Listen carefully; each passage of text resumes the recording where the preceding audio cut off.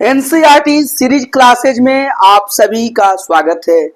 NCERT series classes के अंतर्गत history class 6 chapter 5 का पार्ट 3 आज है और आज हम महाजनपद की चर्चा करेंगे। महाजनपद, ध्यान से सुनिए। महाजनपद, आप पेज संख्या 45 ओपन कर लीजिए। चैप्टर 5 का पेज संख्या 45। देखिए मेरे हाथ में एनसीईआरटी का बुक है, तो पेज संख्या 45 पर आ जाइए और इसमें महाजनपद की चर्चा हो रही है। इसमें महाजनपद के बारे में आपको हम समझाएंगे जो बुक में लिखा हुआ है। साथ ही साथ यह भी मैं बताना चाहूंगा कि ऐसे 16 महाजनपद हुए हैं। 16 महाजनपद हुए हैं। उन 16 महाजनपदों का भी लोकेशन, उनका कैपिटल और उनके बारे में थोड़ा ब्रीफ या डिटेल आपको मैं समझाऊंगा। उसके लिए अलग से क्लास बनेगी। आज जो महाजनपद एनसीईआरटी में लिखा है उसी को एक्सप्लेन करने जा रहा हूं, तो मेरे साथ आ जाइए। सबसे पहले तो देख लीजिए यहाँ पर कि करीब 2500 साल पहले, यहाँ पर लिख रहा है कि लगभग 2500 साल पहले, लगभग 2500 साल पहले की बात हो रही है। साल पहले, लगभग 2500 साल पहले इसकी हम चर्चा करने जा रहे हैं। हाँ, एक बात बताना चाहूंगा कि जनपद की चर्चा हो गई है और उसमें बताया गया था कि जहां जन अपने पैर को रखते हैं वही जनपद है। यानी जन लोग जहां बसना शुरू किए वो जनपद हो गया। और उसमें जो बड़ा हुआ, कई जनपद मिलके जब एक बड़ा जनपद बना तो उसी को महाजनपद कहा गया। और ये घटना लगभग 2500 साल पहले की हो रही है, चर्चा हो रही है। यहाँ पर देखिए करीब 2500 साल पहले कुछ जनपद अधिक महत्वपूर्ण हो गए। इन्हें महाजनपद कहा जाने लगा। मानचित्र 4 में कुछ महाजनपदों को दिखाया गया है। देखिए यही मानचित्र यानी मैप 4 है आपके बुक में, पेज संख्या 45 पर है। इसमें कुछ महाजनपद को दिखाया गया है। ये तो छोटा है, आप देख लीजिए, लेकिन मैं 16 महाजनपद हुए हैं और सभी का लोकेशन मानचित्र पर मैं आपको दिखाऊंगा। लेकिन अभी आप समझ लीजिए कि जो कुछ महाजनपद की चर्चा हुई है, जैसे देख लीजिए ये वैशाली महाजनपद है। देखिए बिहार में है वैशाली महाजनपद। इसी तरह देखिए ये पटना में मगध महाजनपद हुआ था। इसी तरीके से और भी देखिए ये वाराणसी है उत्तर प्रदेश में, यहाँ काशी महाजनपद था। इसी तरह देखिए इलाहाबाद है और इलाहाबाद के निकट देखिए कौशाम्बी महाजनपद हुआ था। तो ऐसे कई देखिए लखनऊ के आसपास ये आपका जो था कुशल महाजनपद था। तो ये कई महाजनपदों की चर्चा हुई यहाँ पर। देखिए ये मध्य प्रदेश है और मध्य प्रदेश में आप देख लीजिए कि मध्य प्रदेश में उज्जैन के निकट ये अवंती महाजनपद होता था। तो ऐसे कई महाजनपद ये बुक में दिए गए हैं। यहाँ पर देख लीजिए कि ये पाकिस्तान है। पाकिस्तान में तक्षशिला महाजनपद होता था। अफगानिस्तान में देखिए कंधार, देखिए अफगानिस्तान है, कंधार महाजनपद होता था। ये देखिए विराट, जो बता रहे हैं विराट महाजनपद, या वही पंचाल महाजनपद समझिए, जहाँ के पंचाली थी यानी द्रौपदी थी, तो ये पंचाल महाजनपद हुआ करता था। ये देखिए ये सब राजस्थान वगैरह में थे। तो ऐसे ये 16 महाजनपद हुए हैं जिनकी चर्चा मैं अलग से भी करूंगा, लेकिन अभी बुक में महाजनपद के बारे में जो बताया गया वो मैं आपको समझा रहा हूँ। यहाँ पर अधिकतर महाजनपदों की एक राजधानी होती थी। जो अधिकतर महाजनपद हैं उनकी अपनी कैपिटल होती थी, राजधानी होती थी। राजधानियों में किलेबंदी की गई थी। जो राजधानियां वो लोग बनाए थे महाजनपद के लोग, उसका वो लोग फोर्टिफिकेशन किए थे, किलाबंदी किए थे। और यहाँ पर देख लीजिए कि, और ये बता रहा है कि कई राजधानियों में किलेबंदी की गई थी। कुछ राजधानियां में नहीं भी हुई होगी, लेकिन कई राजधानियों की किलाबंदी मिली है। अर्थात इनके चारों ओर लकड़ी, ईंट या पत्थर की ऊंची दीवारें बनाई जाती थी। किलाबंदी में क्या होता था कि लकड़ी की या ईंट की, ब्रिक्स की या पत्थर की ऊंची दीवारें बनाई जाती थी। ठीक है, तो ये कई जनपदों की राजधानियों में इस तरह की किलाबंदी पाई गई है। ऐसा लगता है कि लोगों ने अन्य राजाओं के आक्रमण से डरकर अपनी सुरक्षा के लिए इन किलों का निर्माण किया था। किलों का निर्माण क्यों हुआ था? देखिए यहाँ पर किलाबंदी लिख लीजिए। किलाबंदी एक बात आ रही है राजधानियों की। किलाबंदी, किलाबंदी किसकी हुई है?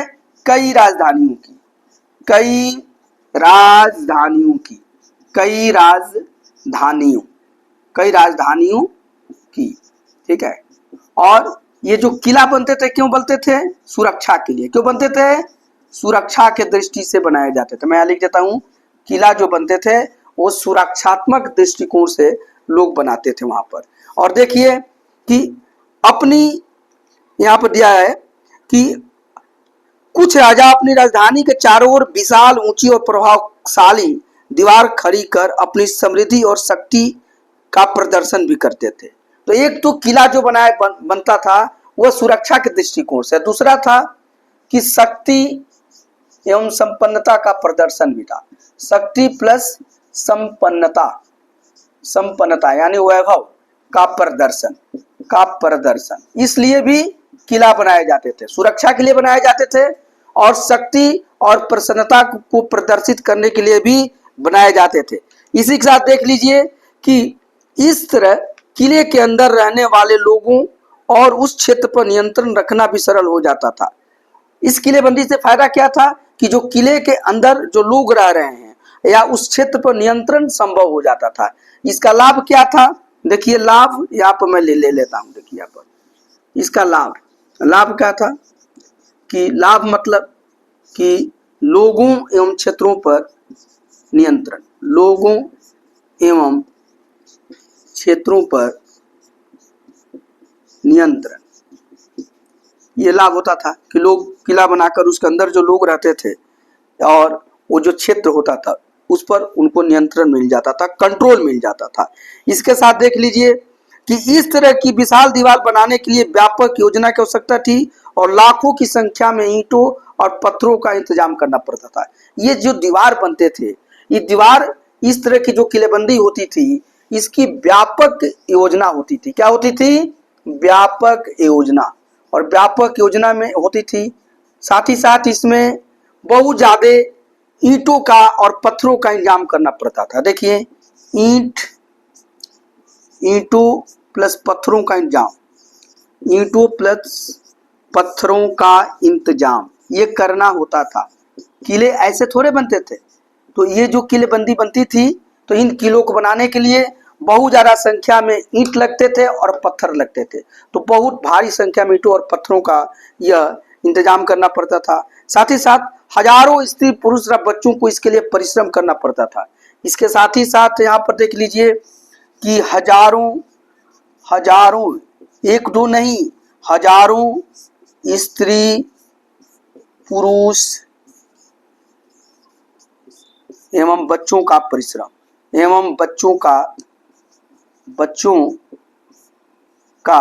परिश्रम, इसमें हजारों स्त्री पुरुष एवं बच्चों का परिश्रम लगता था। यह भी एक बात हो गई कि ये जो किलेबंदी होती थी, ऊंची पत्थर और ईंट की और लकड़ी की जो दीवारें बनाई जाती थी उसमें हजारों स्त्री पुरुष, हजारों बच्चों और हजारों संख्या में मजदूरों की मेहनत लगती थी।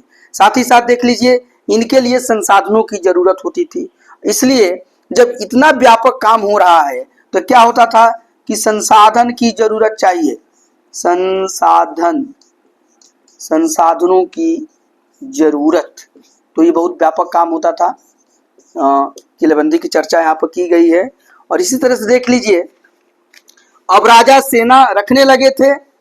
अब क्या हुआ अभी तक आपने ऋग वैदिक काल में देखा था कि राजा के पास सेना नहीं होता था, लेकिन अब राजा सेना रख रहे थे। अब क्या होता था, अब इसका आउटकम एक और बात हो गया। देख लीजिए ये महाजनपद, देखिए महाजनपद को मैं यहाँ से ले रहा हूँ। ये महाजनपद के जो राजा थे, राजा वो क्या रख रहे थे? अब सेना रख रहे थे। राजा अब सेना रख रहे थे, मतलब राजा के पास अब अस्थाई सेना थी, स्टैंडिंग आर्मी थी। यानी कि इसी को हम कहेंगे अस्थाई सेना, इंग्लिश में स्टैंडिंग आर्मी। तो राजा के पास अस्थाई सेना अर्थात स्टैंडिंग आर्मी थी। ये आपको समझ में आ रहा है ना? साथ ही साथ देखिए सिपाहियों को नियमित वेतन देकर पूरे साल रखा जाता था।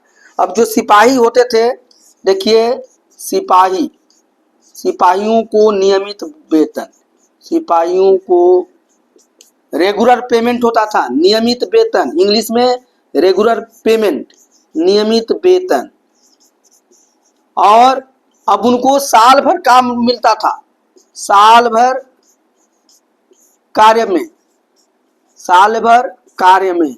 ऐसा नहीं कि सीजनल उनसे मदद ली जाती थी कि लड़ाई हुआ था आप आ जाइए और फिर अपने घर चले जाइए, नहीं नहीं, सालों भर ये उनके कार्य में लगे रहते थे, राजा के कार्य में सेना होती थी। तो राजा के पास अब स्टैंडिंग आर्मी होता था और उनको वेतन मिलता था और सालों भर वो काम में लगे रहते थे। कुछ भुगतान संभवतः 8 सिक्कों में होता था। इन सिक्कों के बारे में आपको अगले अध्याय में बताया जाएगा। अब पेमेंट जो होता था, देखिए वेतन, ये देखिए और क्या है, वेतन। वेतन जो होता था तो कुछ पेमेंट, कुछ वेतन आहत सिक्कों के रूप में, कुछ वेतन आहत सिक्कों के रूप में, आहत सिक्का, आहत सिक्कों के रूप में, सिक्कों के रूप में, ठीक है ना। कुछ पेमेंट उन लोगों को, मतलब यहाँ पर कैश और काइंड भी होता था। तो कैश के रूप में 8 सिक्के हो गए, काइंड रूप में उन्हें जमीन दे दिया गया या और मटेरियल दे दिया गया, किस तरह की बात होती थी। तो ये बताया गया है। आपको मैं बार बार कह रहा हूं कि ये महाजनपद जो हुए थे वो 16 हुए थे, 16 महाजनपद हुए हैं, जिनकी चर्चा मैं आपसे एक अलग वीडियो बना के करूंगा। उसमें इसका लोकेशन और उसके बारे में मैं बताऊंगा। ये देखिए एक बुक में आपको दिया गया है कौशाम्बी जिले की दीवार। देखिए एक दीवार दिखाया गया है कौशाम्बी जिले की, और ये देखिए कौशाम्बी क्या है, यह चित्र आधुनिक उत्तर प्रदेश के इलाहाबाद के पास मिली ईंट की दीवार की अवशेष है। कौशाम्बी जो है वह इलाहाबाद के पास है, और इलाहाबाद के पास ही ईंट की दीवार का एक अवशेष माने रिमेन्स या खंडहर बचा हुआ मिला है, और इसके एक भाग का निर्माण लगभग 2500 वर्ष पहले हुआ था।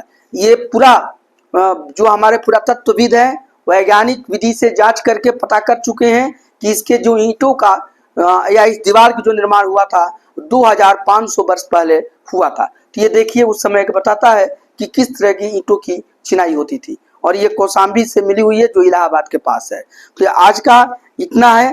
फिर आपको 16 महाजन पदों के बारे में हम चर्चा करेंगे नेक्स्ट पार्ट में, आप जरूर हमारे साथ बने रहिए। उसके बाद इनका टैक्स और या कर या कृषि में क्या परिवर्तन हुआ इसकी हम चर्चा करेंगे। साथ ही साथ इसमें 2 साइट्स जो महाजन पद हैं, मगध और वज्जी संघ, उसकी यहाँ पर चर्चा है। तो सभी चर्चाएं नेक्स्ट पार्ट में आपको मिलेंगी। अभी तक आप डॉक्टर ए.के. ओझा यूट्यूब चैनल को सब्सक्राइब नहीं किए हैं तो आप इसे कर लीजिए, ये आपके लिए यूजफुल है, और इसे शेयर भी कीजिए ताकि आपके फ्रेंड्स भी इससे लाभान्वित हो सके। कोई कमेंट हो तो कमेंट कीजिए और लाइक कीजिए। धन्यवाद।